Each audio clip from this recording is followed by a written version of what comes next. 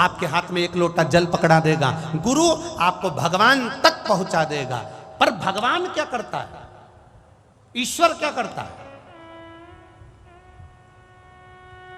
गुरु का काम है तुम्हारे हाथ में माला पकड़ाना, गुरु का काम है तुमसे भजन करवाना, गुरु का काम है तुम्हारे हाथों में एक लोटा जल पकड़ाना, गुरु का काम है तुम्हें शंकर के मंदिर तक पहुंचाना। पर भगवान का काम क्या है? तो भगवान का काम इतना है कि वो तुम्हें इतना सुख देने लगता है, इतना सुख देने लगता है, तुम्हारे दुखों को काटने लगता है। जब दुख कटने लगते हैं तो तुम भगवान से दूर हटने लगते हो। भगवान का काम है कि ये सब कुछ मांगे पर भक्ति ना मांगे। और शिव महापुराण की कथा कहती है, जो एक लोटा जल विश्वास से चढ़ाता है, भक्ति अपने आप उसके भीतर आ जाती है, तो महादेव को आना ही पड़ता है।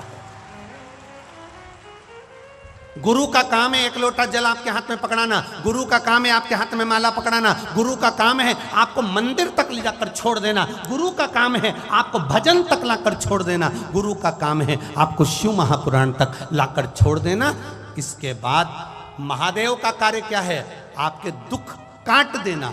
दुख कट जाएगा, आपका दुख कटा, फिर आप धीरे धीरे भगवान के मंदिर जाना छोड़ दोगे कि अब मेरा काम हो गया, अब बाद में चली जाऊंगी, अब मैंने पशुपति व्रत करा तो मेरा काम हो गया, अब मैं बाद में कर लूंगी। अब दुख कट गया तो आपने मंदिर, देवालय, तीर्थ, व्रत थोड़ा कम कर दिया। कम करा क्यों?